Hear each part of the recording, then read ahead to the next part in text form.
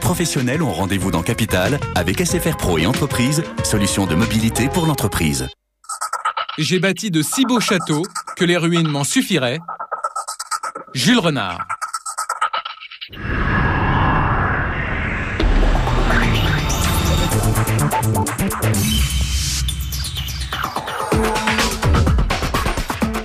Bonsoir, on le sait, la France regorge de trésors, mais ce qu'on sait moins, c'est qu'en ce moment, le patrimoine de notre pays suscite toutes les convoitises. Celle des investisseurs étrangers qui rachètent à tour de bras des centaines d'immeubles dans les plus grandes villes de France, des rachats qui, vous le verrez d'ailleurs, provoquent la polémique. Convoitise aussi autour des plus beaux hôtels particuliers de la République. Aujourd'hui, le gouvernement les met en vente. Vous allez découvrir ce soir à quel prix et qui peut se les offrir. Et puis cette chasse au trésor, elle concerne également des biens beaucoup moins spectaculaires en apparence, mais qui se vendent tout de même aux quatre coins de la planète. Ce sont les antiquités, les meubles anciens. Alors, qui possède les joyaux de la France? Qui les rachète? Réponse ce soir dans Capital. Des immeubles entiers de Paris, Lyon ou Marseille rachetés par des investisseurs internationaux et qui les revendent ensuite appartement par appartement. La plus grosse opération jamais réalisée en Europe continentale. Donc c'est vraiment la plus grosse. Des locataires qui doivent alors acheter ou quitter leur logement, qu'ils soient modestes retraités, stars en vue et même hommes politiques. On est en face d'un problème qui n'est qu'à ses débuts et qui risque de prendre beaucoup plus d'ampleur encore. Capital vous raconte un vrai polar, l'histoire de la plus grande spéculation immobilière en cours en France. Chambord, le plus prestigieux des châteaux de la Loire, n'est pas au mieux de sa forme. Cette partie-là, vous voyez, déjà en train de partir un peu. Sa fréquentation a chuté de 30% en 10 ans, alors pour le relancer, son directeur ne ménage pas sa peine. Montgolfière, quand il n'y a pas trop de vent, et gadget à la boutique. Si ça se vend, c'est encore mieux.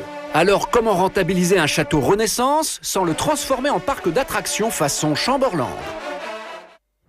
Une poignée d'admirateurs du France devenu Nord-Ouest s'est mise en tête de trouver des repreneurs, car le paquebot risque de partir à la casse. Il est tellement beau. Et le dossier a vite pris une tournure politique. La France peut-elle de nouveau abandonner le franc? Mais pour redonner son luxe d'antan au paquebot, les projets les plus sérieux frisent les 200 millions d'euros.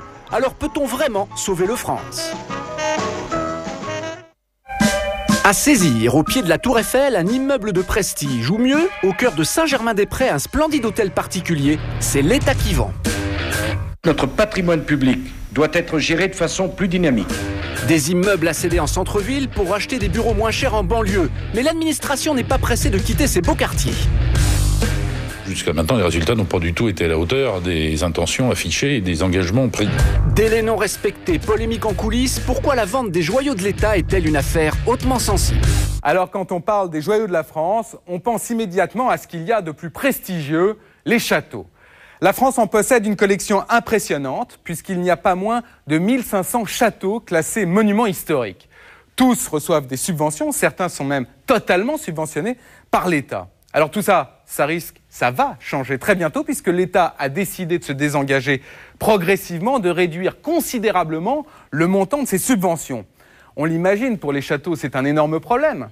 Comment vont-ils s'en sortir? Où vont-ils trouver leurs recettes? Eh bien regardez, c'est un reportage de Thibaut Formery, Édouard Bridge, Philippe Vernesson et Slavek Kouchalski.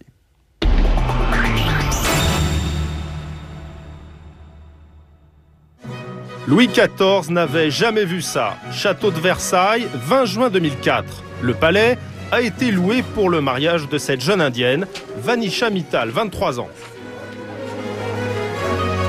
Son père est le roi de l'acier, l'un des hommes les plus riches du monde. C'est la première fois que le château ouvre ses portes à un mariage. 1200 invités assistent à une fête royale digne du roi Soleil. Serveur en grande livrée, dîner aux chandelles dans la galerie des batailles. Ce soir-là, on débouche 4000 bouteilles de vin grand cru.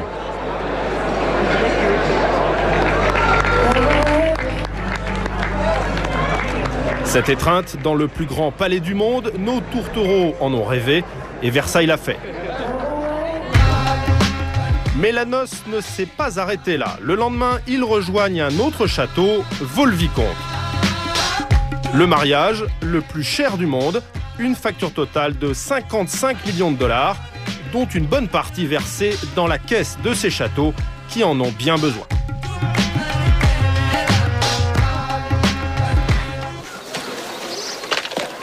Vos premières armes, monsieur, peuvent nous donner quelque espoir. Des mariages au tournage de films, comme ici Ridicule à Versailles, les grands monuments sont à l'affût de la moindre recette. Sur les 1500 châteaux classés, une immense majorité perd de l'argent et le contribuable n'est pas à la fête. Mais en ce moment, tout est en train de changer pour les châteaux. L'État coupe progressivement les subventions, car ces monuments coûtent cher, trop cher, 390 millions d'euros cette année. Puis-je vous l'emprunter pour cette danse?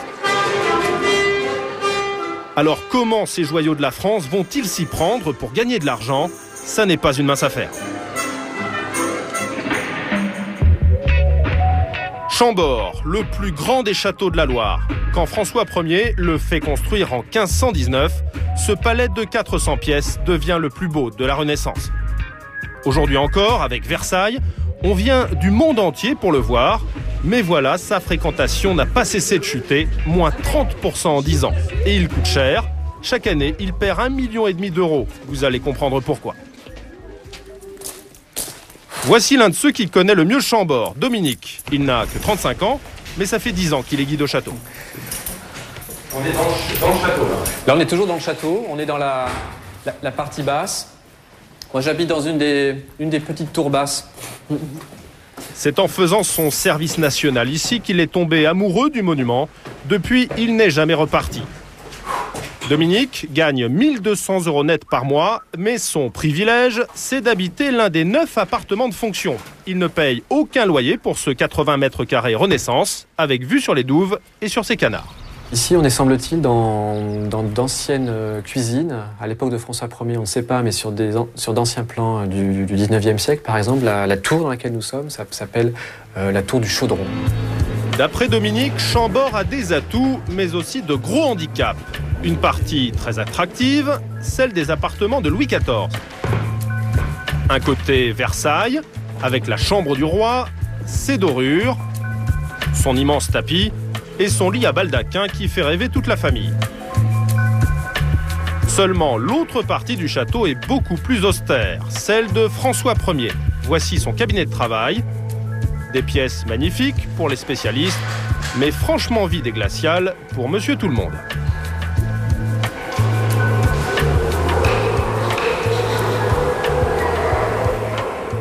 Qu'est-ce que vous pensez de cette pièce là? Aucune idée.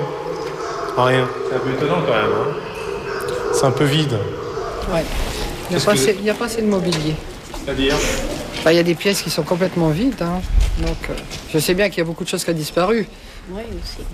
Je m'attendais peut-être à plus de mobilier, pas intime, mais oui. Plus de chaleur peut-être dans certaines pièces, ouais. Pas étonnant, François Ier n'a habité Chambord qu'une quarantaine de jours. À l'époque, il arrive et repart avec ses meubles de château en château. On se sent un peu seul, là, hein, dans cette salle. Oui. Ça, c'est très vide. À l'heure des parcs d'attractions, Chambord n'est pas tellement dans le coup. Tout ça, paraît-il, va changer. Un nouveau châtelain est arrivé.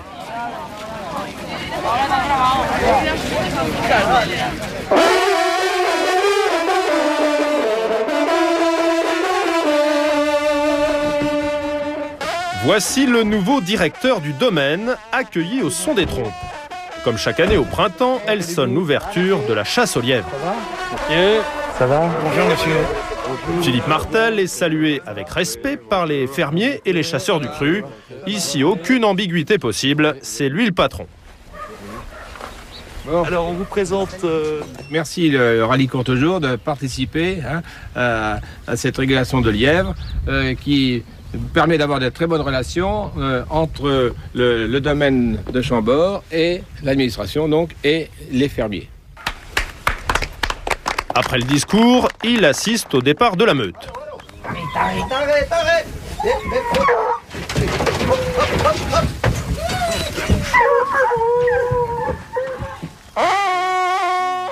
Philippe Martel respecte les traditions héritées des comtes de Chambord, mais c'est un pur produit de la République, un haut fonctionnaire.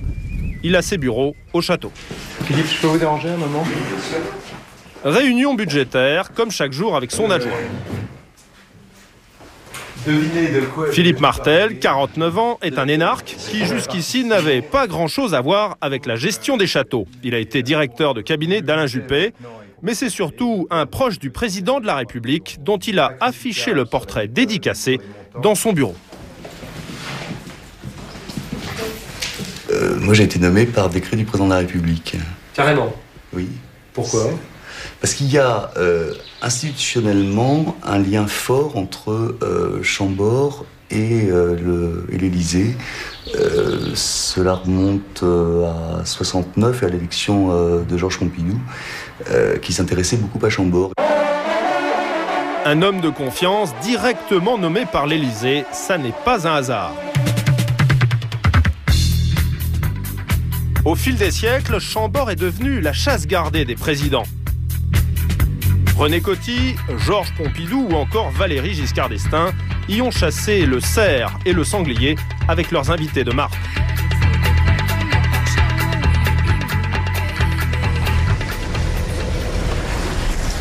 Le problème pour Philippe Martel, c'est qu'il n'y a pas que l'Élysée qui a la haute main sur Chambord. Dès qu'il bouge le petit doigt, il doit en référer à 6 ministères. Tous les jours, un casse-tête administratif à surmonter. Vous voyez là par exemple, nous allons nous trouver à une frontière entre une parcelle gérée par le ministère des Finances, le service des domaines précisément, et de l'autre côté, ici, les abords immédiats du monument qui sont affectés au ministère de la Culture. Et la moindre décision peut prendre des mois. Le jour où il a voulu faire élaguer cette allée de platanes, le ministère des Finances, propriétaire, a dû lancer un appel d'offres. La société d'élagage est arrivée 4 mois plus tard. Avec les agents forestiers d'extrême qualité que nous avons sur place toute l'année, c'est une opération qui aurait pu se faire en quelques jours avec 2 agents. Philippe Martel a 3 ans pour faire en sorte que Chambord ne perde plus 1,5 million d'euros. Et il a du pain sur la planche, car le château est dans un sale état. Une vingtaine de salles du château de Chambord sont ce soir fermées à la visite. Une mesure de sécurité prise après l'effondrement hier d'un plancher. Été 2003, Chambord frôle la catastrophe. Lors d'une visite de groupe scolaire, le plancher de cette salle s'effondre sous le poids des enfants. Une chute de 3 mètres, 6 blessés sont retirés des décombres. Des charpentes attaquées ou pire encore des pierres fragilisées, il suffit de sortir pour constater les dégâts. Bon, venez, on va se mettre à l'abri. Bon, vous voyez, c'est typique, hein, les terrasses, ça se conçoit en Italie. Ici, c'est un peu problématique. Ici, l'eau s'infiltre partout. Le château est balayé par les intempéries et la pierre complètement rongée par l'humidité. Ah, vous voyez, on a des plaques. Le château se dégrade peu à peu, en fait, avec l'humidité. Vous voyez, là, ici, vous voyez, j'aurais pas besoin de forcer beaucoup pour que cette partie-là, vous voyez, est déjà en train de partir un peu. Mais c'est inquiétant quand même pour le château, non voir ça. C'est très inquiétant. À Chambord, les travaux sont permanents. Et l'an prochain, ça n'est plus l'État, mais le château lui-même qui devra payer l'addition. 650 000 €, rien que pour cette année, sur ces terrasses italiennes. Un travail titanesque. Pour assécher la pierre, il faut démonter les dalles une par une. 1 an de chantier pour 6 ouvriers. Il y a eu la restauration des balustrades qui a été faite, toute pour tout. Hein. Et en ce moment, là, on commence sa première terrasse. Il y a 4 autres terrasses à faire pareil. Et il était temps car juste en dessous, il y a ces superbes plafonds à caissons aux armes de François Ier. Avec l'humidité, la voûte se fissure et les sculptures disparaissent.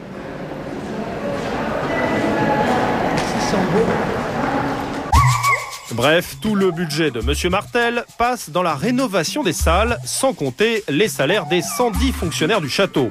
Il ne lui reste plus grand-chose pour créer des animations et relancer la fréquentation. Alors il a quelques astuces. Ce matin, il va en tester une qui lui tient particulièrement à cœur. D'accord, c'est beau. Donc là, vous voyez le petit muret. Oui. Hein, il y a les douves du château qui passent. On est vraiment très près du monument. Tout à fait, c'est magnifique. C'est un emplacement qui vous conviendrait c'est beau. C'est beau, c'est magnifique. Le cadre idéal pour faire décoller une montgolfière. Tous ses concurrents, les châteaux de la Loire, en ont, sauf lui. Cette petite société de ballons est venue lui faire une démonstration. On peut monter jusqu'à 3000. Mais 3000 oui, mais le but du jeu, c'est quand même d'être... Vous respirez encore là? Ah bah oui. Chambord, zone présidentielle, n'a jamais autorisé la montgolfière. Mais Philippe Martel, avec ses relations haut placées, a réussi à débloquer la situation. Question météo, en revanche, c'est pas gagné. Si ça part vers le château, vous êtes mal là quand même, non? Non, parce qu'il est attaché au 4x4, je sais pas si vous avez vu. Hein. Donc on emmène le 4x4. Jamais eu d'incident avec un château? Non. Heureusement. Oula. Ça a l'air un peu trop acrobatique pour Monsieur Martel.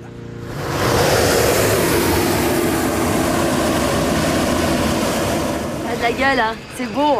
Pourquoi vous montez pas dedans? Ça va faire du poids. Ah bah attendez, il faut que je retourne au bureau après. Non, mais Vous atterrissez à 15 km? Ah non, on part pas, Monsieur Martel. En fait, il est déjà convaincu. Il y a un signe qui ne trompe pas. Regardez, il y a des tas de gens qui se sont arrêtés, qui viennent vers nous, qui regardent. Ça attire le public. Toujours. Sur les terrasses là-haut, vous voyez, des gens qui regardent ça crée là-bas. une animation, les gens regardent. Chambord n'est pas un lieu triste. Il faut que ça redevienne un lieu de plaisir et de fête. Il faut que les gens restent aussi pour... Oui, et bien évidemment, ce genre d'animation contribue à faire rester le public plus longtemps et il profite mieux du lieu. Et faire venir une montgolfière, ça ne lui coûte pas un centime. Il a simplement imposé à la petite société de faire figurer Chambord sur ses 150 000 dépliants. Pour trouver des animations originales, il a fait appel à un autre haut fonctionnaire. Patrick Monod a été pendant longtemps le numéro 2 de Versailles. Et aujourd'hui, il va faire un tour au restaurant du château. C'est juste en bas, ces 5 malheureuses tables un peu délaissées. Pourtant, il est midi. Alors, il y a le problème de la carte. On a donc décidé... Oh là, je vois qu'il y a assez peu de monde chez vous, là. C'est très calme. C'est très calme en ce moment, oui. Et c'est toujours comme ça, car les visiteurs ne restent pas plus d'1h30 dans le château. En espérant de faire une très bonne saison. Oui, très bien, parce que nous, on a quand même... on tourne autour de 2000 visiteurs par jour et je ne vois pas se répercuter ici. Patrick Monod n'est pas très content. Il compte sur le restaurant pour rentabiliser le château. Seulement voilà, la cuisine juste derrière est trop petite. Il voudrait l'agrandir. Éternel problème. Même ces annexes, apparemment sans intérêt, sont classées. Il va falloir encore se battre avec les ministères. Pour trouver de l'argent tout de suite, il y a plus efficace, la boutique. La première décision de Patrick Monod n'a pas été trop compliquée à trouver. Désormais, l'unique sortie du château se fait par cette boutique. Théo, puisque nous avions remarqué que le point de passage majoritairement des visiteurs se situait sur la gauche. Hein, et donc nous avons mis les articles qui se vendent le mieux sur la gauche de façon à happer le chaland, si j'ose m'exprimer ainsi. Le haut fonctionnaire, Patrick Monod, s'est plongé avec délice dans le marketing des musées. Autrement dit, faire sortir le porte-monnaie des touristes à la fin de la visite. Des terrines de biche, démontre François Ier. Que ça lui plaise ou pas, il n'a pas le choix. C'est la centrale d'achat des monuments historiques qui impose ses produits. Mais M. Monod compte bien malgré tout faire le ménage. Ces petites figurines sont assez grossières dans leur dessin, se vendent pas du tout, c'est vendu assez cher, 14,50 €. Je ne sais pas d'où ça vient, mais je préfère pas le savoir. Thaïlande, et donc... Fini les petites poupées. Problème aussi au rayon vidéo. Tout le monde est passé au DVD. À Chambord, on en est resté à la cassette VHS. C'est effectivement un problème que j'ai trouvé à mon arrivée. J'ai été un peu surpris, je vous cache pas. Je trouvais ça un peu surréaliste, effectivement. Les posters, c'est exactement la même chose. Vous les parcourez, vous voyez que c'est pas très très excitant pour un acheteur. Heureusement, M. Monod a quelques bons articles en rayon et il compte bien les développer. Exemple, la médaille souvenir vendue au distributeur. Une très belle production des monnaies de Paris, c'est pas made in Hong Kong. 2 euros. C'est vendu 2 euros et ça se vend extrêmement bien. Mais sa plus grande surprise commerciale, ce sont ces crayons multicolores qui s'arrachent comme des petits pains. Pour lui, ça restera toujours une énigme. Est-ce qu'il y a Ouais, c'est marrant. Ouais, tu peux faire n'importe quoi avec. Ouais, c'est bien. Ça vous rappellera Chambord? Ouais. C'est un concept quand même assez simple, pour ne pas dire simpliste. Moi j'avoue que j'ai pas de... Ça vous dérange pas? Absolument pas. Alors là, je crois qu'on est là aussi pour la délectation des visiteurs. Et si ça se vend, c'est c'est encore mieux. Résultat, les ventes ont augmenté de 50% en 6 mois. C'est bien, mais insuffisant. Alors il compte bien exploiter un autre atout du château, son immense forêt. Aussi vaste que Paris, ceinturé par 32 km de murs, n'importe quel promoteur y construirait un parc d'attractions, une sorte de Chamberland, mais nos 2 hauts fonctionnaires n'en sont pas encore là. Ils ne proposent pour l'instant qu'une balade en 4x4 dans la forêt jusqu'ici interdite car réservée aux chasses présidentielles. Impossible d'entrer sans un guide. Depuis 2 semaines, ils rôdent la nouvelle attraction. Des marécages, des étangs, des rivières et au détour d'un sous-bois. Regardez, vous avez des animaux en face de vous. C'est des animaux entièrement sauvages et en liberté.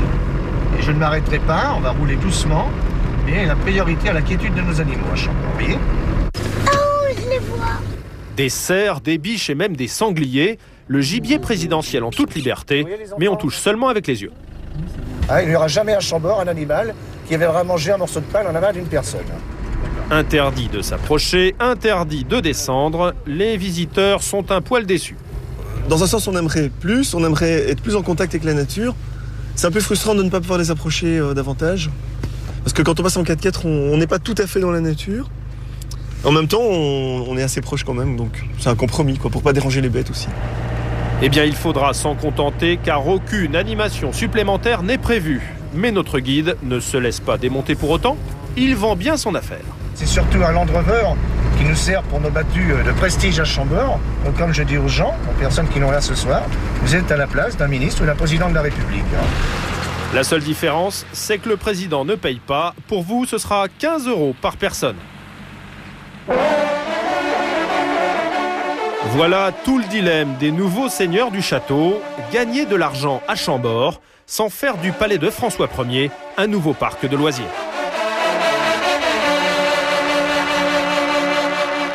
Les châteaux cherchent des recettes. Certains d'ailleurs n'hésitent pas à ouvrir leurs portes au cinéma pour servir de décor de film. Actuellement, Sofia Coppola, réalisatrice américaine, tourne Marie-Antoinette au château de Versailles. Au-delà des châteaux, il y a un autre joyau qui est un véritable mythe national, c'est le France. Le France a été le paquebot le plus long et le plus majestueux de sa génération. Alors, quand il y a 25 ans, le France a été vendu à une société norvégienne, eh bien pour beaucoup, ça a été un drame. Récemment, le France, ou plutôt le Norway, puisque c'est comme ça qu'il s'appelle aujourd'hui, eh bien le paquebot a refait surface. Pourquoi ? Parce qu'il était de nouveau à vendre. Vous allez maintenant découvrir les projets farfelus ou sérieux que suscite encore le France. Et puis le France, c'est une incroyable saga qui a commencé il y a 40 ans, une épopée que nous racontent Gilles Delbos, Lucio Chatelus, Joël Hirschfeld et Xavier Barthélémy.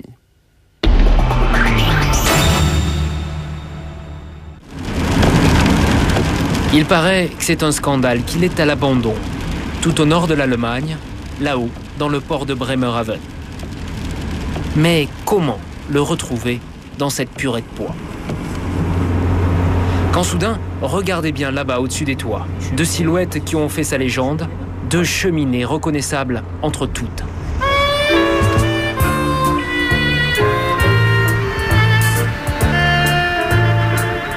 Qu'on ne l'appelle plus jamais France. Rappelez-vous, c'était sa dernière volonté quand il y a 25 ans, on l'a laissé tomber.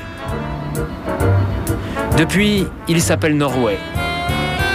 Toujours le même bateau gigantesque. Mais cette fois, l'escale sera peut-être bien la dernière, car il n'est pas à quai pour embarquer des passagers, et on n'y accède plus que par cette passerelle de chantier. Hello. Hello. We would like to see the Captain Gangdal. Captain Gangdal? Yes, we are from French television. Pour tout accueil, quelques matelots népalais. Depuis 20 mois, ils s'ennuient ici. Et sur leur tableau de présence, prévu pour 1000 membres d'équipage, ils ne sont plus qu'une quarantaine. À leur tête, le commandant Gangdal. Depuis quelque temps, il n'est plus vraiment maître à bord et les consignes de son armateur norvégien sont strictes. Je voulais savoir si on peut filmer à bord. Non, pas d'image à bord. Les seules personnes autorisées à monter sont celles qui viennent inspecter le navire pour des acheteurs potentiels. Et des acheteurs, vous en avez reçu beaucoup? 15 ou 20? 15-20 en 20 mois. Oui, en 20 mois. Mais aucun... Aucun n'a été capable de nous montrer assez de cash. L'ex-France est à vendre, mais personne ne semble capable de l'acheter.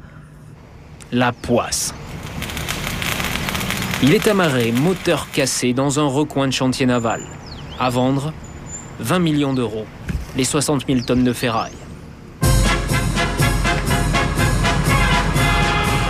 Lui, qui fut le plus long, le plus beau de tous les paquebots du monde. Comme si la malédiction continuait. Quelles sont donc loin ces années de gloire où il traversait l'Atlantique en 4 jours à peine. Désormais, il ne vogue plus.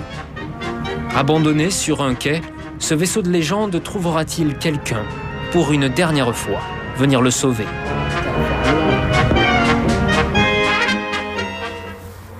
Bien loin des brumes germaniques, quelque part entre Béarn et Pays Basque,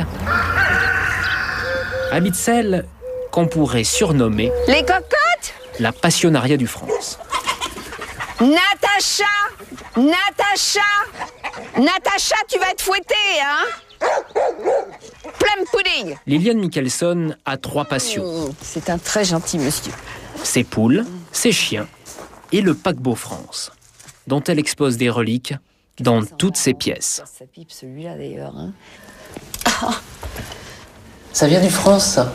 Ah ben oui, voilà le sigle de la Compagnie Générale Transatlantique. Je vous promets que CGT chez moi, ça veut pas dire... Jusqu'au billet de ses 14 traversées transatlantiques à l'époque où elle travaillait en Amérique. C'est notre retour, ça.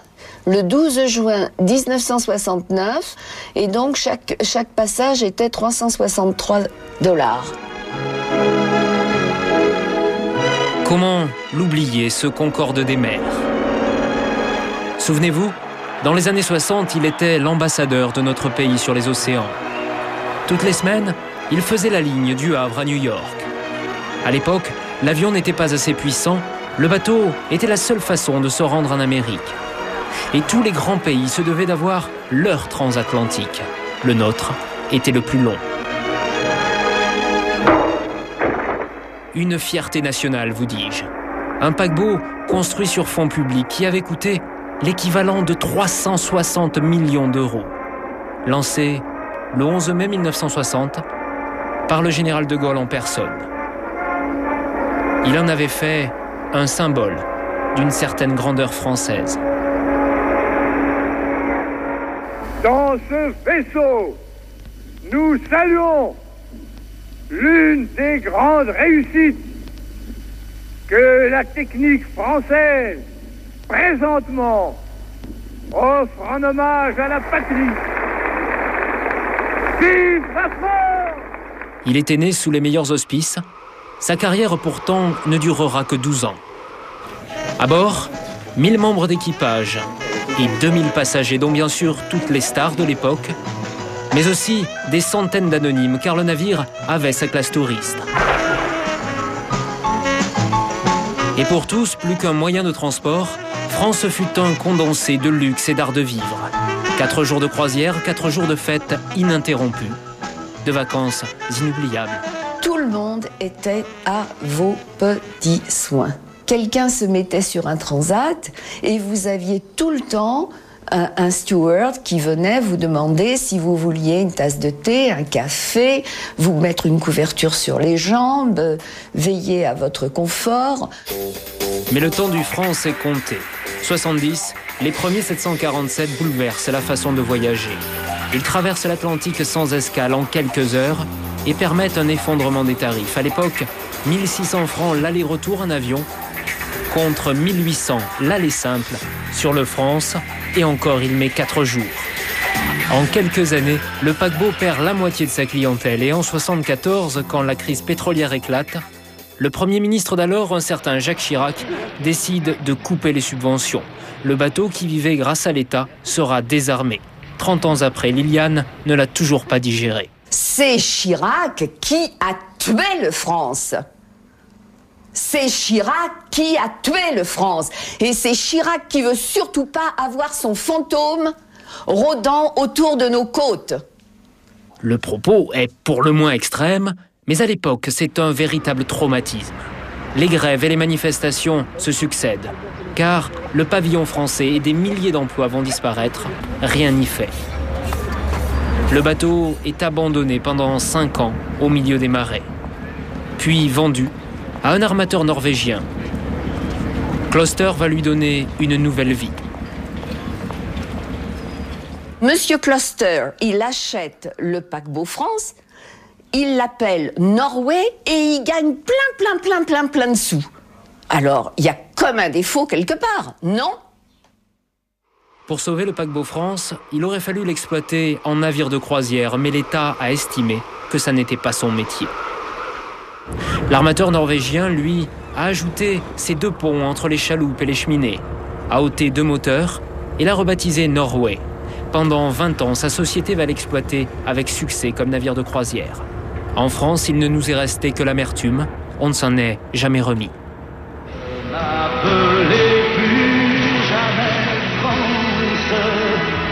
La France, elle m'a laissé tomber.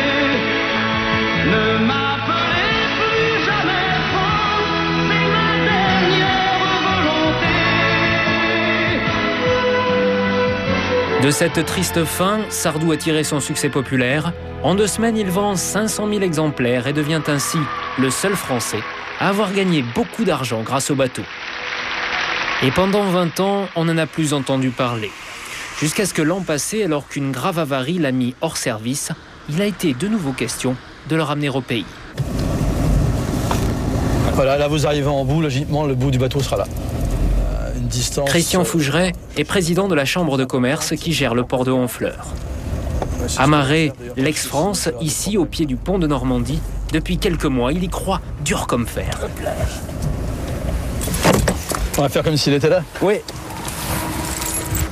Imaginez 319 mètres de Mila, avec à peu près la tête, l'avant du bateau au bout de la route, là, où à peu près il y a le pylône. Ancrer le France sur ce quai complètement désert, un projet un peu fou, celui de cet homme, Isaac Dahan.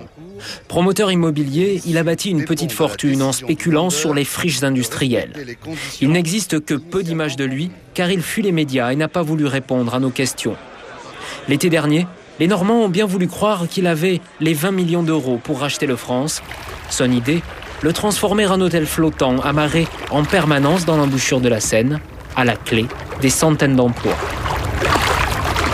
Hypothèse basse, 5 à 600 emplois, hypothèse haute, 900 à 1000 emplois. Ça, c'est des emplois directs, tous ces emplois directs. À bord, il y a tas de choses à faire. Il y a la serrurerie, il y a de la plomberie, il y a de la chaudronnerie, il y a de la peinture, il y a tout ce que vous voulez. Tout ça, ce sont les emplois induits. Donc c'est un ensemble qui va se retrouver et le Pays d'Auge en a bien besoin. Mais vous allez voir que pour le Pays d'Auge, ça n'est pas gagné. Car en coulisses, le dossier est entre des mains certes passionnées, mais pas toujours très professionnelles. Retour chez Liliane Michelson. Vous savez, l'amoureuse du paquebot. Monsieur Dahan, comment allez-vous ? Vous en êtes à quel chiffre maintenant ? Car Liliane ne se contente pas de rêver à ses transats passés. Depuis des mois, ça peut paraître incroyable, elle est au cœur des tractations pour la vente du navire. Je vous entends très mal, allô ? Moi, j'en suis restée à 10 millions, à 10 millions 5 depuis le rendez-vous à Paris. Okay. Voilà un an, Dahan l'a rencontré dans une réunion d'amoureux du France. Liliane a l'habitude du monde des affaires, son mari dirigeait une multinationale. Elle connaît du monde, il en a fait son intermédiaire. Je dirais même qu'il m'est arrivé à plusieurs reprises, parce que la pression était telle de n'avoir le temps ni de m'habiller, ni de me faire ma toilette, ni de manger. Et mes chiens, 10h30 le soir, étaient tous dans la porte de mon bureau en train de se dire « mais aujourd'hui on mange pas ou quoi ?» Comme tous les jours ou presque, Liliane est repartie pour des heures de téléphone avec les avocats du vendeur du paquebot. Et quoi de neuf du côté des deux autres acheteurs potentiels? Écoutez, on est toujours au même point. Personne n'a été capable de nous montrer l'argent. Dahan est toujours sur le coup. Je viens de l'avoir au téléphone. Et il voulait encore une fois que je propose 10,5 millions de dollars à Monsieur North, l'armateur. Mais j'ai refusé de donner suite. Elle travaille sur le dossier depuis des mois, avec pour seule récompense l'espoir de sauver le navire.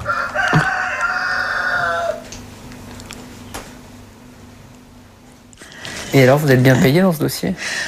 Alors, vous demanderez à Monsieur Dahan. Vous avez touché combien pour l'instant? Pointé.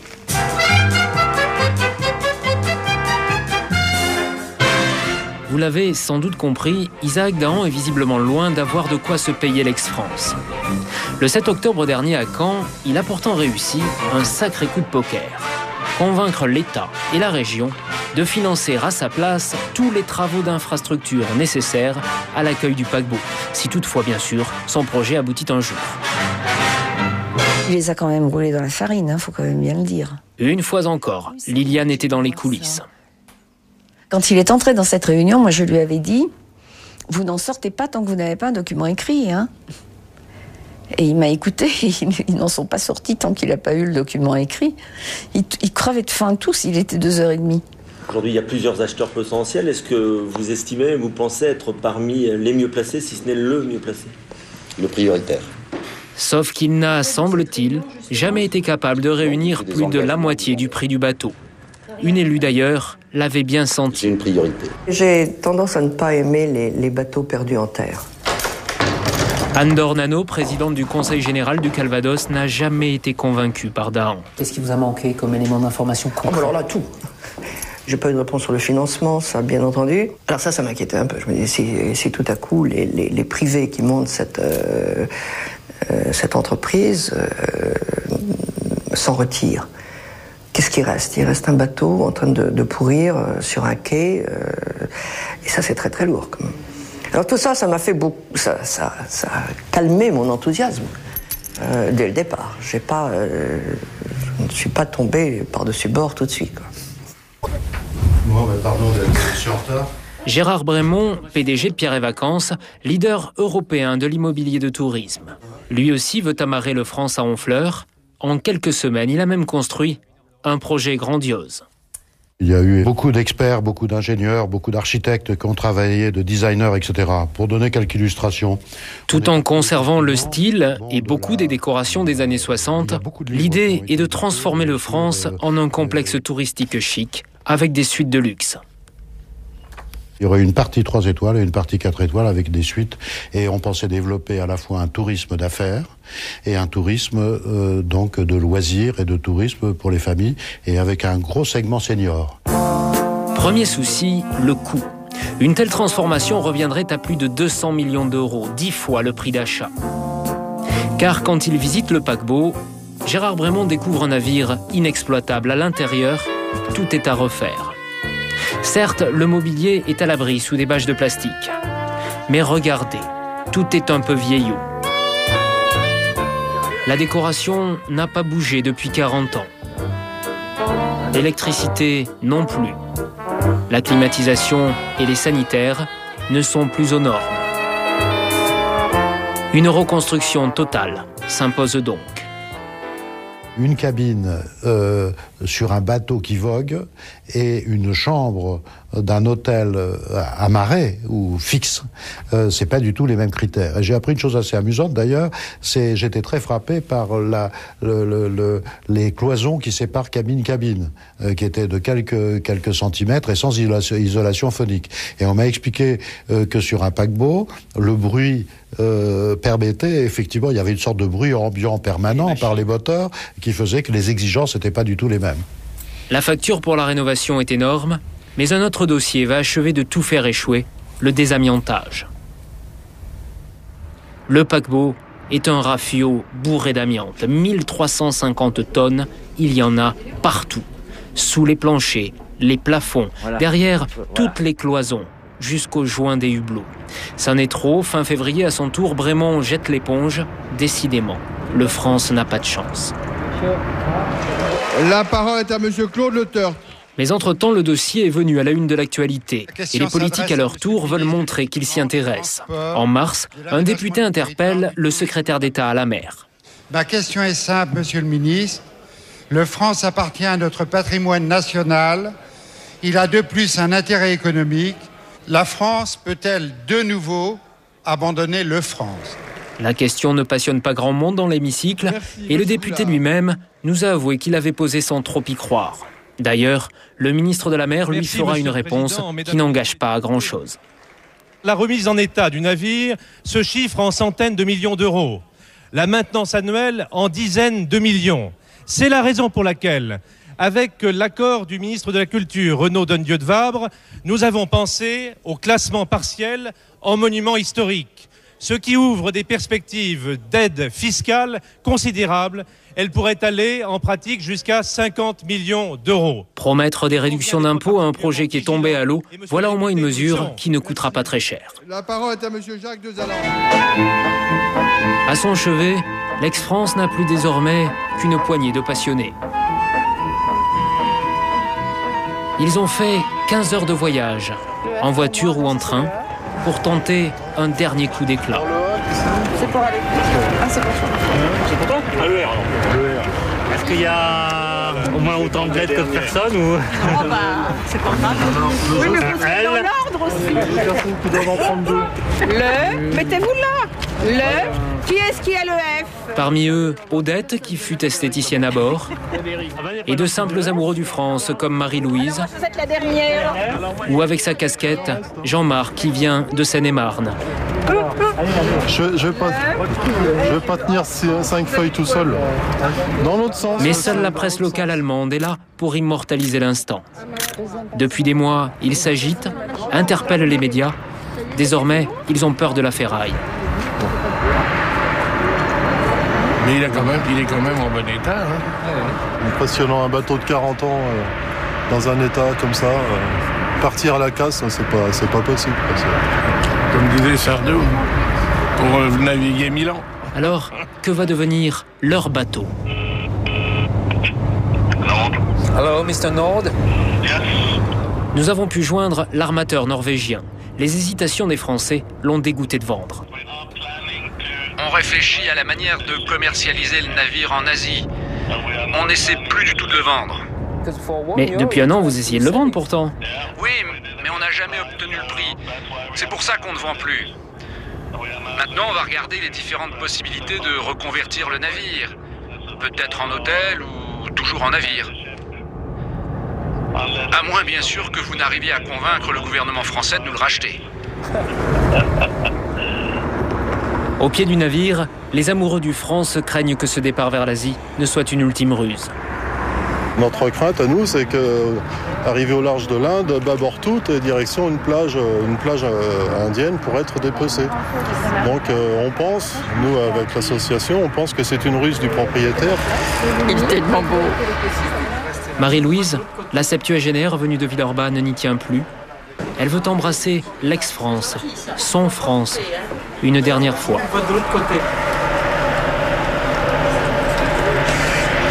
Voilà. C'était vraiment avec mon cœur que j'embrassais. Et ça vous a fait quoi ? Elle n'a passé que 9 nuits à bord, mais nous a confié que ce furent les plus belles de sa vie. Triste ambiance de veillée mortuaire. Jusqu'au commandant qui semble résigné à l'idée de perdre celui qu'il considère comme le plus beau vaisseau jamais construit. Il est tellement beau. Vous souffririez vraiment si le bateau part à la casse? Je ne veux pas voir ça, je ne veux pas être à bord. Je ne veux pas être à bord. Qu'il trouve quelqu'un d'autre pour le conduire au cimetière. Pas moi. Même pour beaucoup d'argent. Même pour beaucoup d'argent, non. Je ne le conduirai pas à la casse. N'importe où, mais pas là. Je préférerais démissionner. Et je crois que j'en ferai une maladie si ce bateau va à la casse. Je crois, d'ailleurs, j'ai dit à Nort que s'il fait casser ce bateau, il a ma mort sur la conscience. Ça, c'est absolument certain. Je ne crois pas que je survivrai au démantèlement du bateau. C'est donc entendu, le paquebot ne reverra jamais le Havre.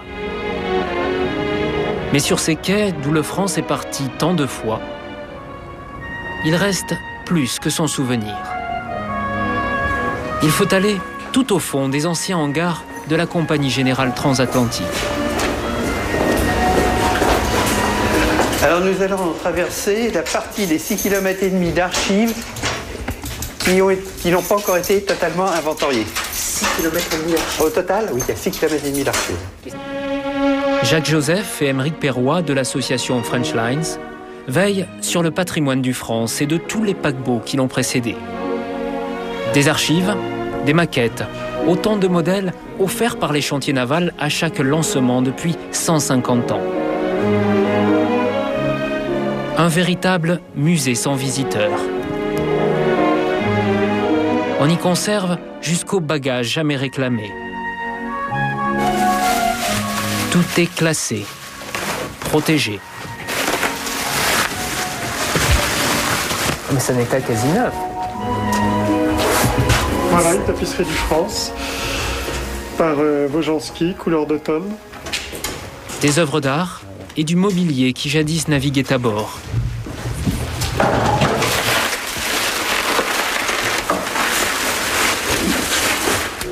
Cette bergère, donc par Maxime Haug, était à bord du grand salon première classe du France.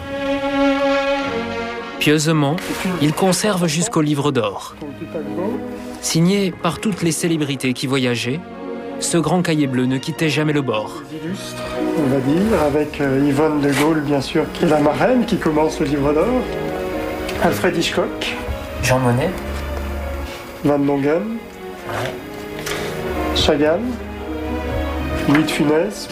En voyageur sur ce merveilleux navire, c'est la première fois que je suis fier et heureux de payer ponctuellement mes impôts.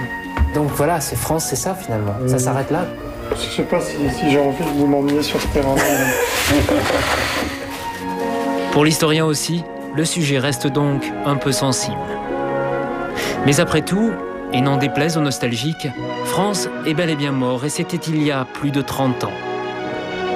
Alors, à défaut de ramener un paquebot de rêve, eux se contentent d'en sauvegarder la mémoire. C'est tout de même moins embarrassant.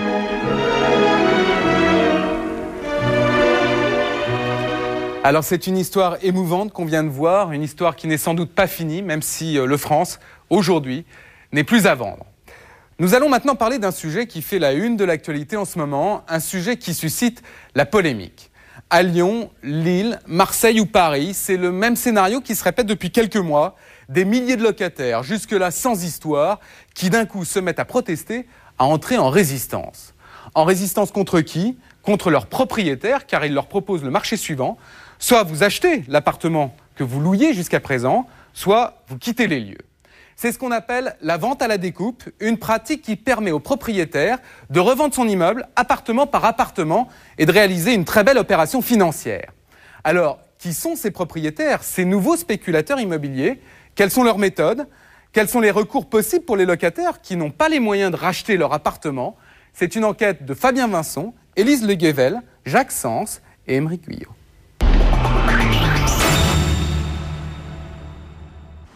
Monsieur, bonjour. Marc-Antoine Lorne n'en revient toujours pas. Depuis 25 ans, il est locataire dans un des plus beaux quartiers de Paris, à 2 pas de l'Arc de Triomphe, la place des Ternes.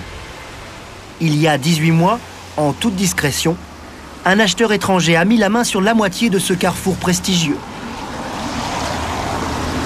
Le fonds d'investissement américain Westbrook a acheté depuis le coin de l'avenue Wagram jusqu'au coin de l'avenue des Ternes 3 immeubles de ce côté-ci et 2 immeubles de ce côté-ci, c'est-à-dire... Désormais, il paye donc son loyer à un propriétaire américain. Moi, j'habite au 9 place des Ternes, le grand immeuble en face.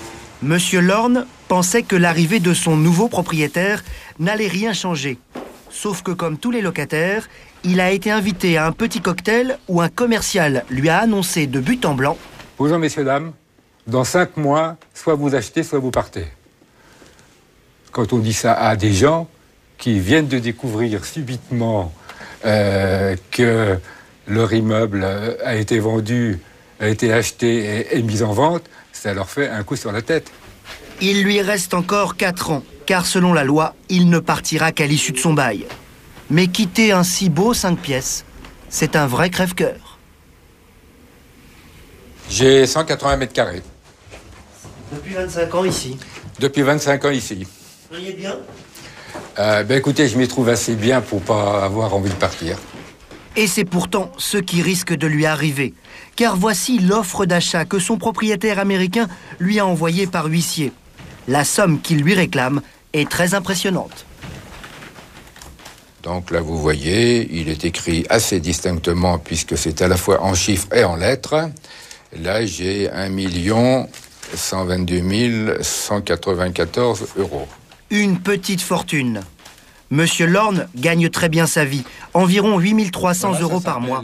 Mais il ne peut pas s'offrir son appartement. Il est touché par ce qu'on appelle une vente à la découpe, autrement dit une opération de spéculation immobilière. Son immeuble a été acheté en bloc par un investisseur qui le revend maintenant appartement par appartement, dans un seul but: empocher une forte plus-value. Monsieur Lorne est loin d'être le seul dans la capitale. Les locataires, incapables d'acheter, se sont donné rendez-vous à la mairie du 4e arrondissement. Des milliers de Parisiens risquent aussi d'y passer. Nous sommes découpés. Vous allez être découpés ? On va être découpés. Ça fait une sensation peu agréable. Vous allez vous faire découper ou pas ? Oui, oui. Ah voilà, en rondelle, on va essayer de lutter contre ça. C'est scandaleux. Dans la capitale, comme place des Ternes, 130 opérations de vente à la découpe sont en cours. C'est le sujet d'actualité qui attire les caméras de télévision. Les personnes visées sont menacées d'expulsion, d'éviction de leur logement. Ce sont à la fois les personnes les plus faibles, mais ce sont aussi maintenant les couches moyennes qui ne pourront plus habiter dans la capitale que nous préparent les marchands de biens parisiens. Ce soir-là, des centaines de Parisiens réclament une nouvelle loi pour être mieux protégés. Même les ténors nationaux de la politique s'emparent du dossier vente à la découpe. La vedette de la soirée s'appelle Dominique Strauss-Kahn. Je vais répondre très directement à la question qui est posée. On est en face d'un problème qui n'est qu'à ses débuts et qui risque de prendre beaucoup plus d'ampleur encore. C'est un problème qui touche au fonctionnement même du capitalisme, qui devient complètement spéculatif, et là, ce sont des opérations qui sont totalement spéculatives. C'est un problème qui s'accélère à un point tel qu'aujourd'hui, l'intervention publique et donc législative est absolument nécessaire. Des opérations de spéculation immobilière qui touchent aussi bien des gens modestes que les habitants des beaux quartiers. C'est une première en France. Comment en est-on arrivé là ? À qui profite ce jeu de Monopoly, grandeur nature ? C'est en 2003 à Paris que toute cette histoire a commencé. À cette époque, des centaines d'immeubles de standing, des pâtés de maisons appartiennent à de grosses sociétés, des banques, des compagnies d'assurance. Le marché de l'immobilier est au plus haut, alors elles décident de vendre pour récupérer de l'argent. D'énormes opérations spéculatives s'engagent. La plus importante transaction atteint même 1,2 milliard d'euros. C'est la plus grande opération de ce genre qui a été réalisée, non seulement en France, mais même dans l'ensemble de l'Europe continentale. Opération sans précédent. La première fois qu'on voyait ça dans toute l'histoire de l'immobilier en Europe. Cette opération s'appelle Paris Residential Funding et on explique bien que c'est la plus grosse opération jamais réalisée en Europe continentale. Donc c'est vraiment la plus grosse. Personne n'est à l'abri. Même des locataires célèbres sont menacés d'expulsion. Dans cet immeuble du quartier Montparnasse, acheté par un fonds américain, Lionel Jospin va devoir acheter ou partir. Même traitement pour l'actrice Jeanne Moreau ou l'ancien ministre Jean-Jacques Ayagon. Mais le phénomène ne touche pas que la capitale, il s'étend. Paris, Lyon, Marseille, partout des investisseurs américains achètent et revendent à la découpe. Et il n'y a pas que les quartiers haut de gamme qui les intéressent. Ils s'emparent aussi des secteurs moins renommés, où les familles des classes moyennes vont devoir faire leurs valises.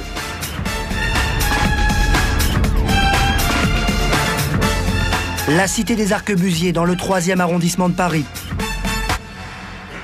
Ce groupe d'immeubles a été acheté par un investisseur américain il y a 1 an et demi. Les 148 appartements sont maintenant mis en vente. Une résidence sans grand charme, sinon celui de donner sur un petit jardin. Au 2e étage, depuis 15 ans, c'est l'appartement de Pierre Flamand. Ce prof d'économie paye déjà un loyer élevé, 1 400 € pour 83 mètres carrés. La superficie est déjà un peu juste pour sa famille avec 3 enfants. La chambre de ma fille, très bien rangée. C'est une ado. Oui, une ado de 14 ans, classique. Et puis les 2 garçons partagent donc une autre chambre. Ils ont quel âge ? Encore plus bazar. Le grand a 17 ans. Il couche au-dessus. Et puis son frère cadet a 9 ans. Là. Il manque pas de place un peu là, On est un peu à l'étroit, vous voyez. Bon, déjà, ils n'ont pas une forte propension au rangement. Mais tout, oui, non, c'est... Les revenus mensuels du foyer s'élèvent à 5 500 €. Mais la proposition d'achat que leur a envoyé leur propriétaire n'est pas à leur portée. La plaquette, c'est marrant, ça veut dire le prix. Voilà le prix auquel on nous a proposé de nous vendre notre appartement. 528 417 €. 83 mètres carrés. 5 fois 6, ça va être 3,5 millions, quoi. 3,5 millions ? Oui, 3 millions 500 000 francs environ, un peu plus peut-être. C'est dans vos... Pas du tout. À l'issue de leur bail, dans 2 ans, les Flamands risquent, comme beaucoup de familles nombreuses, de devoir s'installer en banlieue. Paris va devenir une espèce de ghetto où vont se retrouver effectivement les gens, alors là, de la classe vraiment très supérieure. Mais c'est vrai que dans la résidence, bon, il n'y a pas de smicard, il n'y a pas de gens qui soient dans une grande détresse économique, et pourtant, personne ne peut acheter. Les locataires n'ont pas les moyens d'acheter, mais combien le propriétaire de cet immeuble va-t-il empocher ?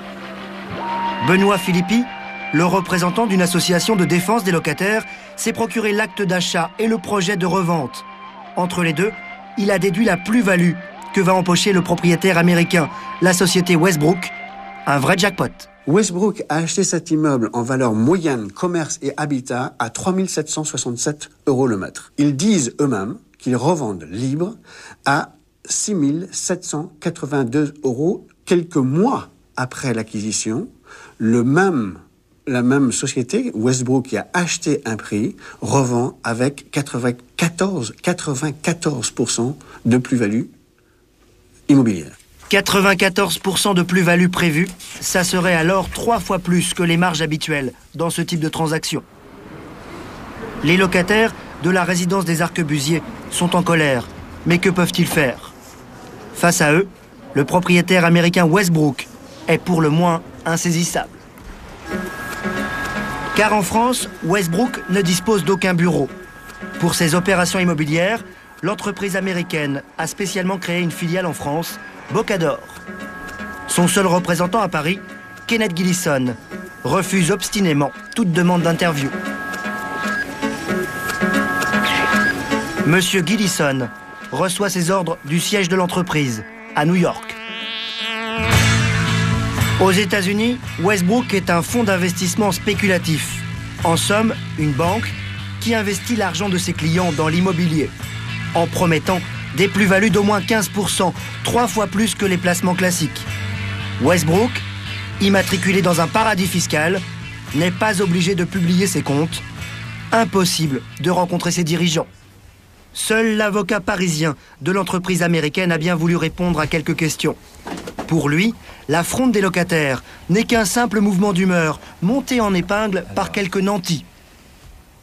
Ça me fait bondir parce qu'on a là des gens privilégiés qui demandent le maintien de leurs privilèges. Des privilèges, ils en ont par leur métier, par leur situation sociale. Et aujourd'hui, ils demandent qu'on fasse passer une loi pour leur permettre de payer moins cher des appartements qui se vendent à un prix qui est le prix du marché. Et puis, faire référence à... Il faut dire qu'ils affrontent des locataires redoutables et procéduriers. Ça, c'est une notion... Leur bête noire s'appelle Michel Conin. Au départ, c'est un locataire des beaux quartiers menacé d'expulsion. Chef d'entreprise, il dirige une lettre d'information sur les marchés boursiers et aime s'entourer de belles œuvres d'art. C'est qui? Ça, c'est le père des deux personnages qui l'encadrent, c'est Louis XIV. Il y a tout Versailles chez vous? Il y a tout Versailles. Pourquoi, c'est vos goûts? Oui, j'aime bien cette époque. Je trouve que c'est de la belle peinture. C'est une période de l'histoire qui est une grande histoire française. J'aime bien. Michel Conin adore aussi les chiffres.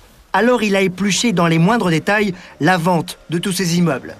Westbrook a acheté 100 immeubles pour 1,2 milliard d'euros à la société Gecina, une grande entreprise cotée en bourse. Selon lui, l'opération comporterait une faille. Le groupe Gecina aurait lésé ses actionnaires lors de la vente. Il vend manifestement à des prix inférieurs au marché.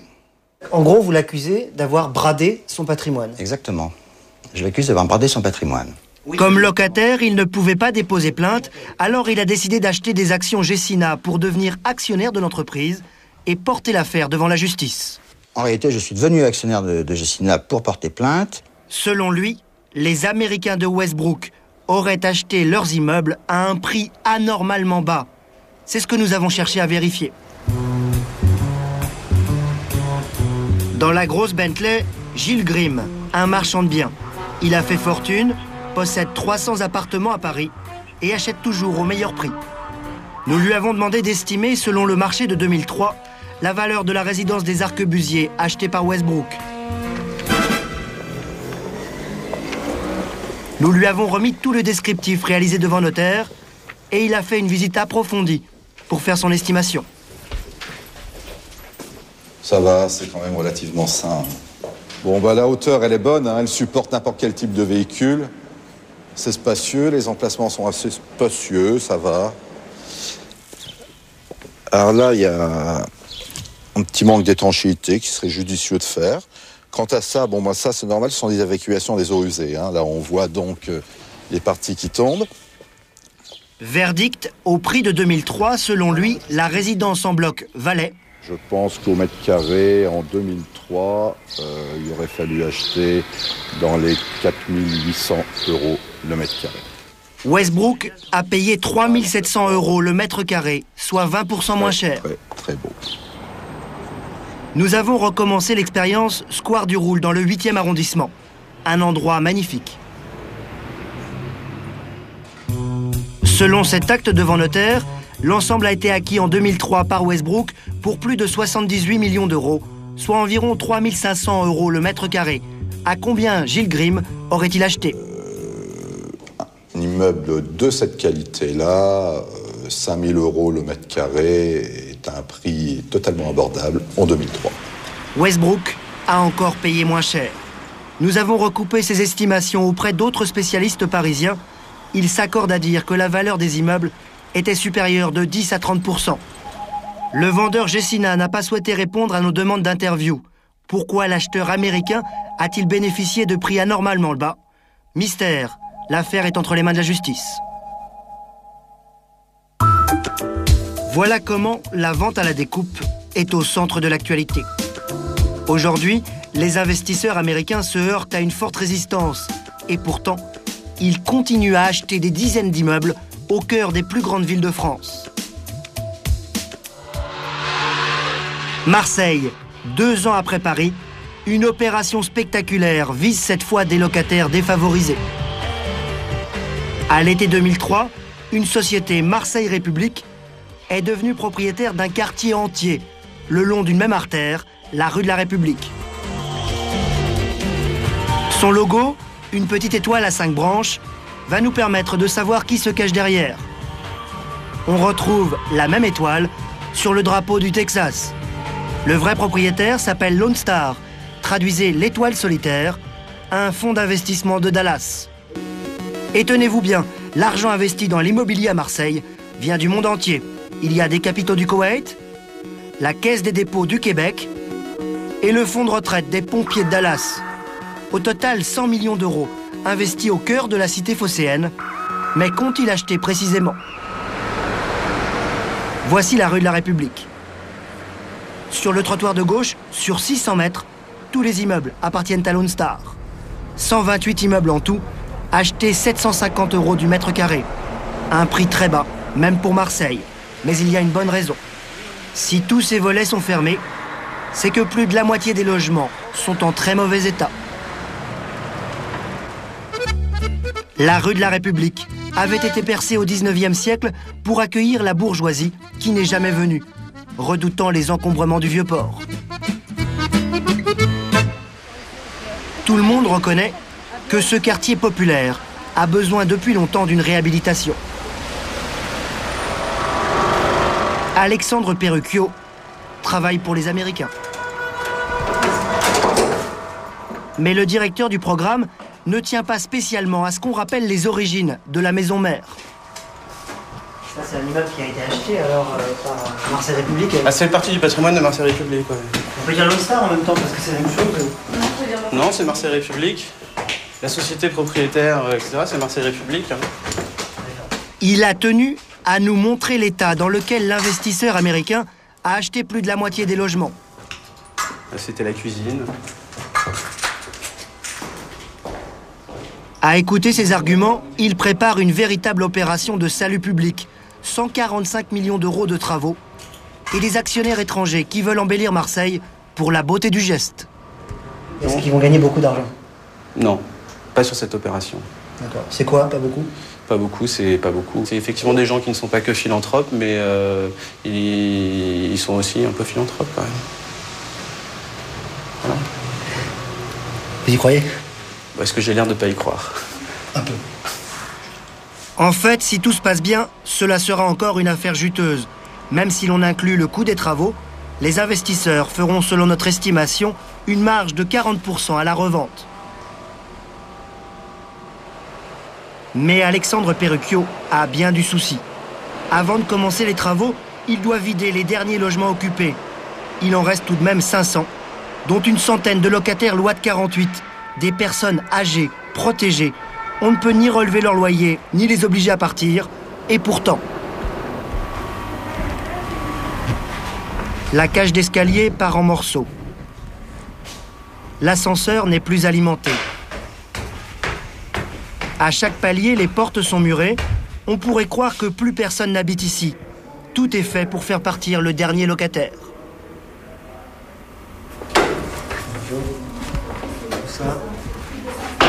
Jean-Claude Liotto, 76 ans, est un des fameux locataires loi de 48. Il consacre la moitié de sa retraite pour payer le loyer de son appartement. Quand il a reçu la visite de la jeune femme envoyée par son nouveau propriétaire, elle a tenté de lui faire croire qu'il était obligé de partir. Il m'a dit voilà, c'était une partie de la République qui a été achetée par des investisseurs et dont le propriétaire veut récupérer ses appartements. Et vous devez devoir le restituer. Elle m'a dit quand vous louez une voiture en fin de location, vous devez la rendre. Voilà. Elle n'est pas à vous la voiture, vous devez la rendre. Exactement ce qu'elle m'a dit. Comme ça, il a l'air d'en rire. Mais Jean-Claude Liotto a été affecté au point de consulter un médecin. Ça m'avait donné un coup à ma femme et à moi. Et ça nous avait rendus même malades. Et, disons, on n'arrivait à plus dormir la nuit, tout ça.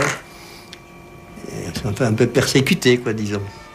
Comme ce retraité, une dizaine de locataires ont fait état de pression psychologique lors des visites des médiateurs envoyés par Lone Star. Mais le propriétaire a utilisé aussi des méthodes plus agressives. Auguste Apieto, 80 ans, bénéficie lui aussi d'un loyer loi de 48. Il paye environ 400 € pour 100 mètres carrés. C'est le genre d'homme qui n'a pas froid aux yeux. Marin à bord des paquebots desservant l'Afrique, il a fini par tenir un cabaret à Marseille. Voilà.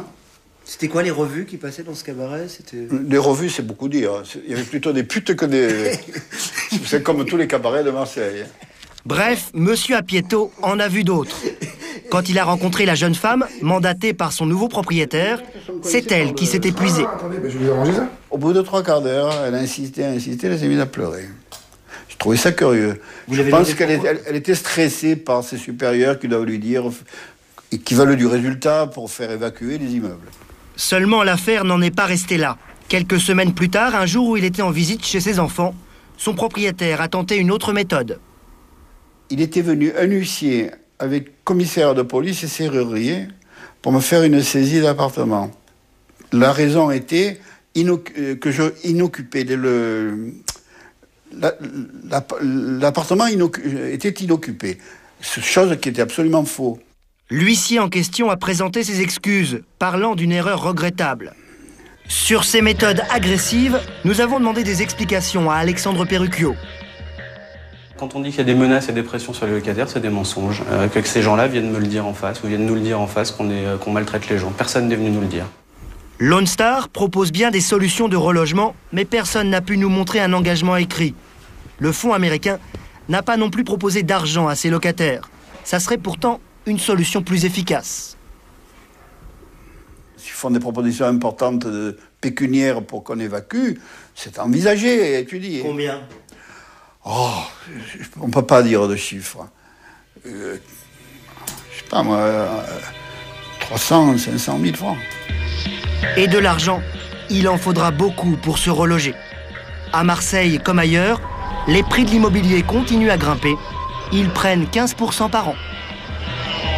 Jean-Michel Guérin, bonsoir. Vous connaissez parfaitement les problèmes de la vente à la découpe, comme tous les problèmes immobiliers, puisque vous dirigez le journal d'annonces particulier à particulier. Pourquoi les ventes à la découpe, qu'on a vu dans le reportage de Fabien Vincent, se sont développées ces dernières années en France ? Simplement parce qu'historiquement, les compagnies d'assurance et les banques ont des très beaux patrimoines, ce sont des beaux immeubles.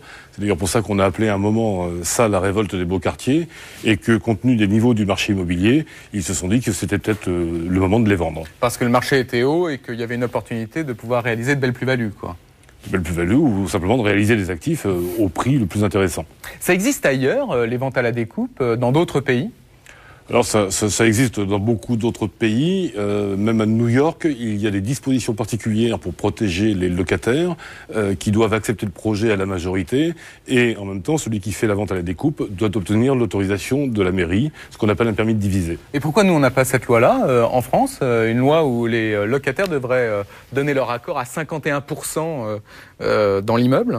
Alors d'abord parce qu'il y a déjà un dispositif de protection, et que d'autre part en France, on cherche, toutes les lois cherchent un compromis entre le fait de maintenir la fluidité du marché, parce qu'on a besoin de gens qui achètent, qui vendent, qui investissent pour louer, et en même temps d'en éviter les dérapages et de protéger les plus fragiles. D'accord. Alors on a vu récemment que les prix de l'immobilier avaient augmenté en 2004 de 14%. Est-ce que vous pensez que les prix vont continuer à augmenter comme ça indéfiniment ? Alors durablement, il est clair que les prix ne peuvent pas augmenter davantage que le revenu des Français. Autrement, il y a un grand écart qu'ils n'arriveront plus à faire, et déjà ils n'arrivent plus à le faire, puisque toutes les classes moyennes, toutes les familles s'en vont à l'extérieur des centres-villes, parce que les Français n'arrivent plus à acheter. Donc tous les signaux sont un petit peu au rouge, tout le monde s'attend à une correction, à un ralentissement, à savoir s'il est en 3 mois, dans 6 mois ou dans 1 an, on ne sait pas, mais ça va arriver à un moment ou un autre. En même temps, on voit que la France est un pays qui reste assez raisonnable en termes de prix de l'immobilier. Pour les étrangers, quand on compare notamment la France à l'Angleterre, est-ce que ça signifie donc que, par exemple, les étrangers qui sont attirés par la France contribuent à faire augmenter les prix de l'immobilier ? Alors, il y a bien sûr la spéculation de ces fonds américains de pension qui contribuent à augmenter les prix de l'immobilier. Et puis il y a aussi peut-être ce qui n'est pas une mauvaise chose, c'est que la France a un charme, un attrait particulier pour les étrangers qui vont acheter un logement à Montmartre ou près de la Tour Eiffel ou une résidence secondaire dans les campagnes françaises parce qu'ils les trouvent agréables et charmantes. Donc effectivement, ça contribue à tirer les prix vers le haut, et surtout dans les campagnes, dans des endroits où on s'y attendait pas forcément il y a 5 ou 6 ans. Donc ça veut dire que si les Français ont de moins en moins les moyens d'acheter des biens immobiliers, ça veut dire que ça va être de plus en plus les étrangers qui vont acheter donc des maisons ou des appartements ? Alors, on ne sait pas si le mouvement va durer ou va prendre de l'amplitude. Il faut quand même rappeler que les transactions réalisées par les étrangers en France, c'est de l'ordre de 5%, et que dans ces 5%-là, on compte aussi toutes les personnes qui vivent en France et qui sont étrangères et qui ont acheté un bien. Mais il y a 10 ans, c'était combien ? C'était un petit peu moins, oui, c'était de l'ordre de 2,5-3%. Ah oui, ça a doublé quand même. Ça a doublé, mais ça reste malgré tout un peu négligeable au regard de la totalité du marché. Merci en tout cas d'être venu sur ce plateau pour nous éclairer sur cet aspect de l'immobilier. Alors, on vient de parler des investisseurs qui rachètent des immeubles par centaines, hein, c'est spectaculaire, mais il y a encore beaucoup plus impressionnant. À votre avis, qui est le plus gros propriétaire immobilier en France ? Eh bien, c'est l'État, si l'on ne prend en compte que les immeubles de bureaux, il en possède 5375, et c'est sans compter les logements. Alors le problème, c'est que l'État français est très endetté, une dette de 1100 milliards d'euros, c'est colossal. Nous sommes d'ailleurs le 7e pays le plus endetté d'Europe sur les 25 pays de l'Union. Alors, pour enflouer ces caisses, le gouvernement a décidé de céder une partie de ses bijoux de famille, une partie de son patrimoine immobilier.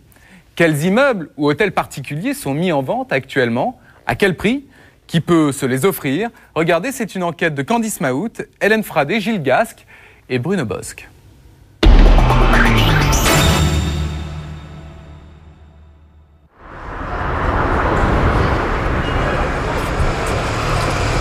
Madame Bianchi, bonjour Madame Bruno Bonnet. Vous avez les clés, Une affaire rarissime, dans une rue chic du 17e arrondissement de Paris. Absolument pas, non, c'est tout près. Je vous presse, elle est bien... Un hôtel particulier fin 18e, dans un état exceptionnel. 100 mètres carrés à peu près, avec une belle entrée, un escalier assez monumental, qui dessert une 4 étages, 1200 mètres carrés, des pièces d'un très beau volume. Un peu plus réduite, une superficie d'environ 150 mètres carrés, donc divisée en 2 grands bureaux, avec de belles cheminées. Bruno Bonnet a un argumentaire bien rodé, et pourtant ce n'est pas du tout un agent immobilier. Non, je suis le responsable des ressources du service qui occupait ces locaux jusqu'au mois de juin 2004. Le service qui avait la chance de travailler dans ce cadre magnifique, c'était les impôts. Bruno Bonnet est un fonctionnaire de Bercy et il est chargé de vendre cet hôtel particulier. c'est là la grande... Deuxième surprise, Madame Bianchi, la visiteuse, n'est pas une cliente potentielle. Oui, parce qu'elle couvre en fait 2 étages. Comme Bruno Bonnet, c'est aussi une fonctionnaire, mais elle est chargée d'évaluer le prix que l'État va en tirer.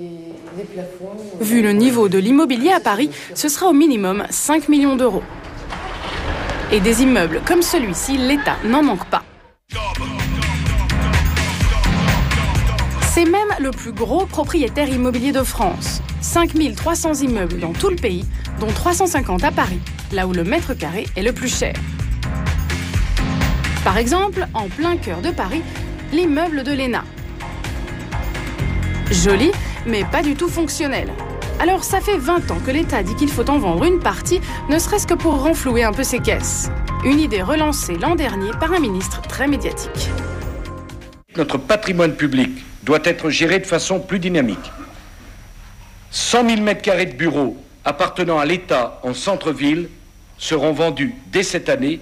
J'ai d'ailleurs demandé que l'administration des finances quitte les arrondissements du cœur de Paris pour gagner la périphérie.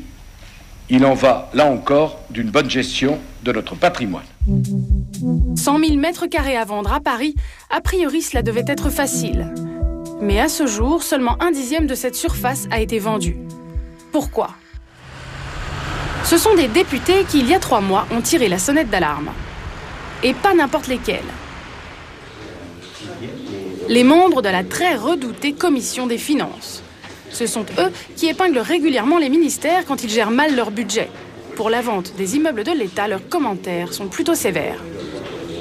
Sur l'année 2004, on attendait effectivement 550 millions d'euros de recettes, et on en a aujourd'hui, les estimations varient d'ailleurs suivant les comptes, c'est assez stupéfiant, entre 60 et 240, on va essayer de préciser cela. Jusqu'à maintenant, les résultats n'ont pas du tout été à la hauteur des intentions affichées et des engagements pris. Alors, on espère enfin qu'en 2005, les engagements seront tenus. Seulement, vendre des immeubles de l'État, ce n'est pas toujours simple. Pas facile, par exemple, de demander à des fonctionnaires qui travaillaient dans le quartier des grands magasins de déménager en banlieue. Bruno Rousselet est le monsieur vente de l'immobilier de l'État.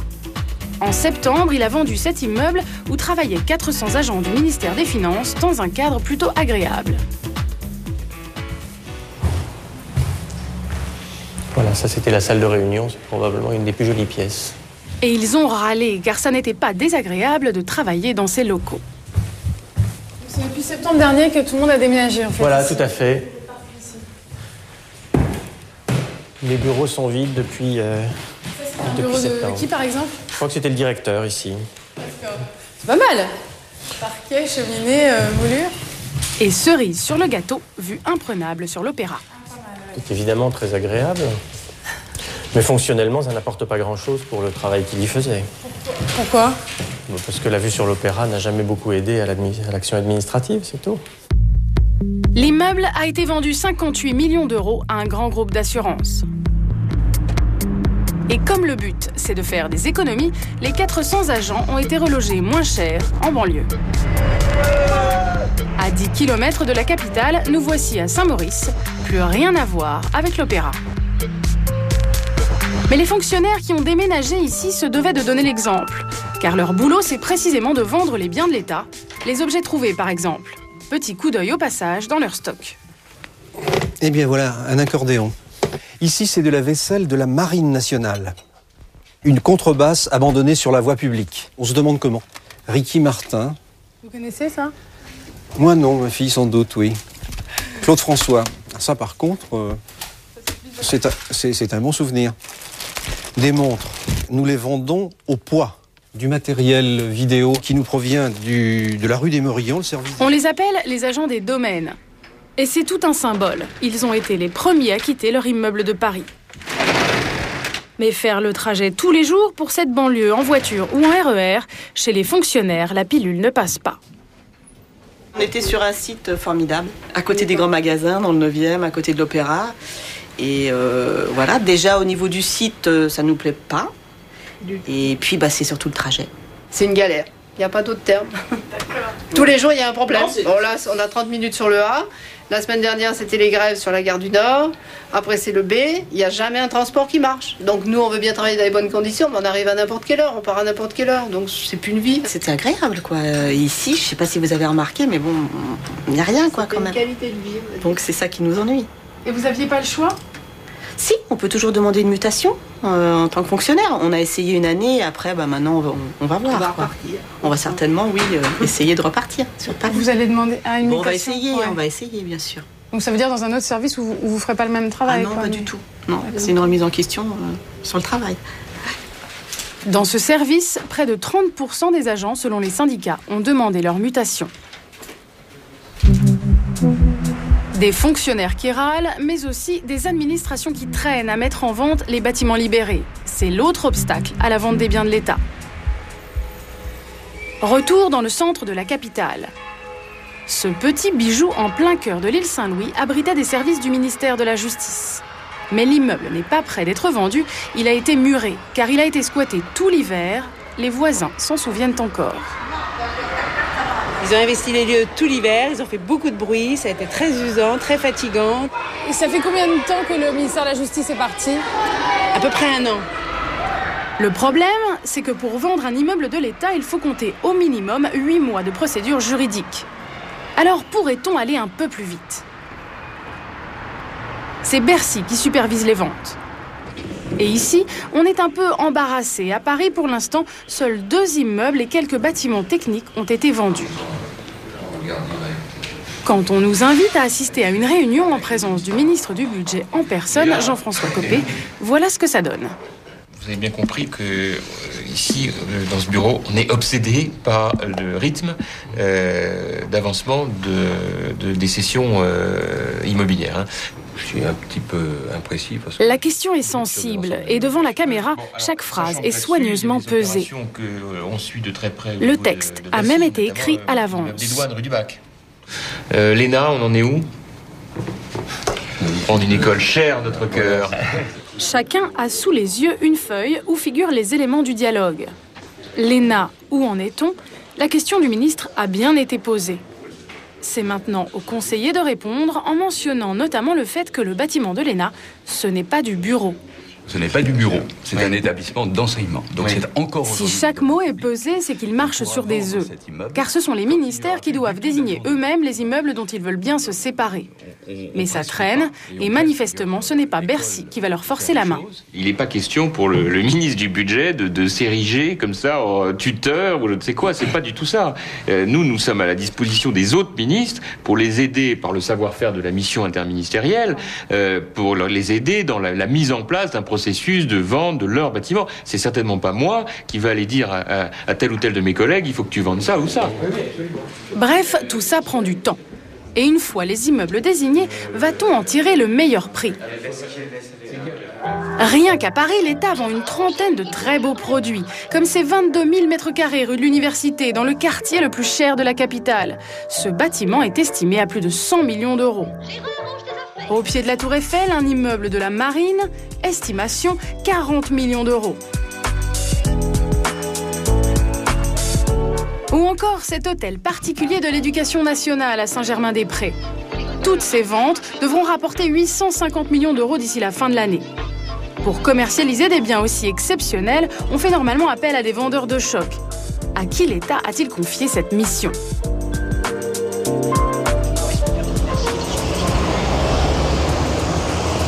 Rue de Liège, ce matin-là, on pouvait visiter le premier étage de cet immeuble, une ancienne perception. Ça fait combien de mètres carrés alors? Donc la surface est de 220 mètres carrés. Les acheteurs sont des professionnels et celle qui fait l'article, c'est Brigitte. Qui ont été occupés antérieurement par la perception. Et ce n'est pas le genre agressif. Donc il y a principalement 2 vastes bureaux, à côté donc de ces guichets. Et pour cause, normalement, elle est inspectrice des impôts et travaille dans un bureau. Là. Sous la moquette, est-ce qu'on a du plancher? Il semblerait qu'il y en ait, mais c'est pas, on n'a pas encore pu le détecter vraiment. C'est pas sûr. Ce n'est pas sûr, elle doute un peu. Pas très bon pour la vente, tout ça. On ne sait pas. On ne sait pas. D'accord. Brigitte n'a reçu aucune formation particulière et pourtant, elle enchaîne visite sur visite. Vous êtes juste là. 1, 2, 3, il y a le balcon. 4 personnes. Ce chef d'entreprise est venu en voisin en voyant l'annonce sur la porte. C'est vrai pour vous, là, par là. Moi, je crois qu'il faut garder avec des cloisons amovibles. Il faut garder un grand bureau de cloisons amovibles qui permet de faire les assemblées. Les clients font un peu comme chez eux. Brigitte préfère rester en retrait. Déjà beaucoup de monde qui sont venus visiter, non? C'est vraiment là, oui. Une quinzaine de personnes. Et puis des appels téléphoniques également. Voyant la vendeuse un peu timide, nos visiteurs se disent que la négociation va être facile et qu'ils vont avoir ces bureaux pour un bon prix. On va travailler chez nous. On va travailler pour mettre un peu d'argent de côté pour pouvoir acheter les bureaux. Alors, ce qu'il faudrait, c'est que les impôts nous fassent un bon prix. Ça vous semble possible, ça, madame? De leur faire un bon prix? Pourquoi pas? Alors, il est certain que je pense que le fait que ce soit l'État, ceux qui visitent doivent penser qu'ils vont faire peut-être une meilleure affaire. Pourquoi vous pensez? Pourquoi on pense ça? Parce que on pense peut-être que l'État est moins dans le coup. Oui, non, mais ne spécule pas. Non, c'est ça. Le service des domaines est quand même assez proche de la vérité. Et puis, il est normal que l'État ne fasse pas des opérations spéculatives et vende au cours du marché, mais sans tirer, faire une opération de marchand de biens. Et c'est là où nos visiteurs se trompent. Ça n'est pas avec Brigitte qu'ils devront négocier. Ils devront faire une offre qui sera mise en concurrence avec d'autres. L'étage partira au plus offrant. N'espérez pas décrocher l'affaire à moins de 900 000 euros. Et si les immeubles se vendent mal, à qui ces fonctionnaires doivent-ils rendre des comptes? Retour à l'Assemblée nationale. Bruno Rousselet, notre monsieur vente de l'État, est convoqué par la redoutable commission des finances pour faire le point sur ce dossier qui traîne depuis des mois. Bonjour, Bruno Rousselet. Bienvenue. Yves Degnaud, le président de la commission, a l'air plutôt bonhomme. Quand on est sur un autre point de vue, parfois on est... Mais très vite, Bruno Rousselet et son collègue se retrouvent un peu comme au tribunal face à une brochette de députés pas franchement commode. Par rapport à l'agence, et ça rejoint une interrogation de monsieur Tron, Voici Georges Tron, l'enquêteur en chef, Pierre Méhaignery, l'ex-ministre de la Justice, qui n'a pas l'air de rigoler, et le député socialiste Jean-Louis Dumont. Mon propos, bien entendu, et je vous demande de le prendre ainsi, n'a absolument rien d'offensant, mais je voudrais simplement reposer ma question différemment. Est-ce que vous pouvez me confirmer qu'aujourd'hui, au niveau des domaines, on n'a pas le chiffre... Georges Tron reproche à M. Rousselet de ne pas avoir le chiffre exact de ce que l'État a acheté ou vendu. C'est-à-dire que si vous ne l'avez pas, qui éventuellement... Sur le siège, je ne l'ai pas. Peut me le donner. Tu l'as. Non, je ne l'ai pas davantage. La difficulté, c'est qu'au TGPE, nous enregistrons naturellement... Le rapporteur est consterné et M. Rousselet passe un sale quart d'heure. Et au regard, monsieur le directeur, de l'objectif des 850 millions, vous diriez quoi ? Mon ministre m'a fixé un objectif, m'a donné à travers cette liste le moyen... compte tenu des évaluations que nous avons faites, de l'obtenir, et donc que je mettrai toute mon énergie pour le tenir, puisqu'il vous l'a promis, et que je lui dois ceci. Et vous êtes optimiste ? Oui, tout à fait. Va le tenir ? Oui. Si déception il y a, vous nous en donnerez les raisons. Et les facteurs bloquants. À l'issue de la séance, les députés restent sceptiques quant à la promesse de tous les ministères de vendre 200 immeubles d'ici la fin de l'année. Cette question est terriblement précise. Je suis surtout impressionné par l'imprécision. On ne sait pas très bien combien tout cela coûte, on ne sait pas très bien qui fait quoi, on ne sait pas très bien ce que cela rapporte, et on ne sait pas très bien ce que l'on veut faire. Mais en attendant que les ventes soient bouclées, l'État ne perd pas d'argent, bien au contraire. Car la valeur de l'immobilier à Paris continue à grimper. Dans 15 jours, nous allons changer complètement d'univers. Nous allons suivre le parcours de jeunes aventuriers du business qui profitent de l'ouverture des frontières. Vous verrez notamment des Français qui partent acheter et exploiter des terres en Pologne. Vous découvrirez aussi comment on peut acheter une villa sur une île croate. Quelles sont les bonnes affaires ? Y a-t-il des risques ? L'Europe, ça peut rapporter gros. C'est dans 15 jours dans Capital. Cette émission est maintenant terminée. Nous l'avons préparée avec François Ducroux, Laurent Huberson, Thibaut de Barberac, Jérôme Dindar, Emmanuel Leclerc et Pénélope Ponté. Si vous le souhaitez, vous pouvez bien entendu discuter entre vous des sujets de cette émission sur le site m6.fr. La semaine prochaine, vous avez rendez-vous avec Bernard de la Villardière pour Zone Interdite, à l'École du Feu, ou comment sont formés à Marseille les marins-pompiers. Tout de suite, secret d'actualité avec Laurent Delahousse, Péroline et Stéphane, les amants diaboliques. Bonsoir.